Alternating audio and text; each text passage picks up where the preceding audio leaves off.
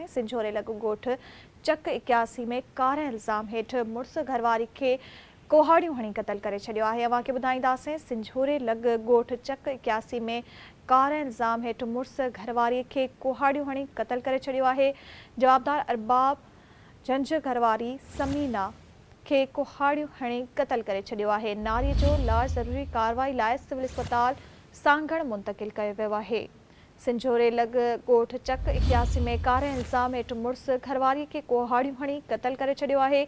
जवाबदार अरबाब घरवारी समीना खे कोहाड़ियूं हणी क़तल करे छॾियो आहे। नारी जो लाश ज़रूरी कार्रवाई लाइ सिविल अस्पताल सांगड़ मुंतक़िल कयो वियो आहे। हिन अहम ख़बर बाबति तव्हांखे आगाह कयूं पिया। सिंझोरे लॻ ॻोठ चक 81 में कार इल्ज़ाम हेठ मुड़स घरवारी खे कोहाड़ियूं हणी क़तल करे छॾियो आहे। जवाबदार अरबाब घरवारी समीना खे कोहाड़ियूं हणी क़तल करे छॾियो। नारी जो लाश ज़रूरी कार्रवाई लाइ सिविल अस्पताल सांगड़ मुंतक़िल कयो वियो आहे। हिन अहम ख़बर बाबति तव्हांखे आगाह कयूं पिया। सिंझोरे लॻ ॻोठ चक 81 में कार इल्ज़ाम हेठ मुड़स घरवारी खे कोहाड़ियूं हणी क़तल करे छॾियो आहे। तफ़सील मालूम कंदासीं। टेलीफोन लाइन ते असांखे जॉइन कयो आहे ख़ुदा ॾिनो काछाई जी। ख़ुदा ॾिनो काछाई, कहिड़ा तफ़सील आहिनि?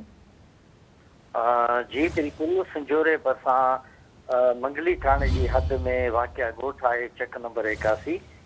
उनमें मुबैना तौर ते कार इल्ज़ाम हेठि मुड़ुस पंहिंजे 27 वरनि जी घरवारी खे जेको आहे कुहाड़ियुनि जा वार करे बेदर्दी सां क़तल करे छॾियो आहे। जेका 27 वरनि जी हुई समीना, उनजो जेको आहे लाश हिन वक़्तु सिविल अस्पताल आंदो वियो आहे।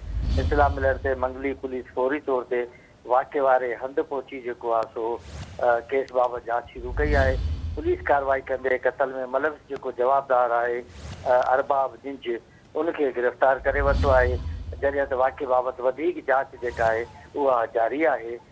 ज़रियनि मूजिबि जेका मक़तूल हुई समीना झिंझ, उन 2 साल अॻु खानपुर कटोरा जो इलाइक़ो आहे पंजाब जो, उन मां जेको आहे सो जवाबदार सां प्यार जो परिणो कयो हो ऐं अॼु जेको आहे सो उनखे हिन कार इल्ज़ाम तहत जेको आहे सो कुहाड़ियुनि जा वार करे बेदर्दी सां क़तल करे छॾियो आहे। जी महिरबानी ख़ुदा ॾिनो काछाई तफ़सील ॾियण लाइ।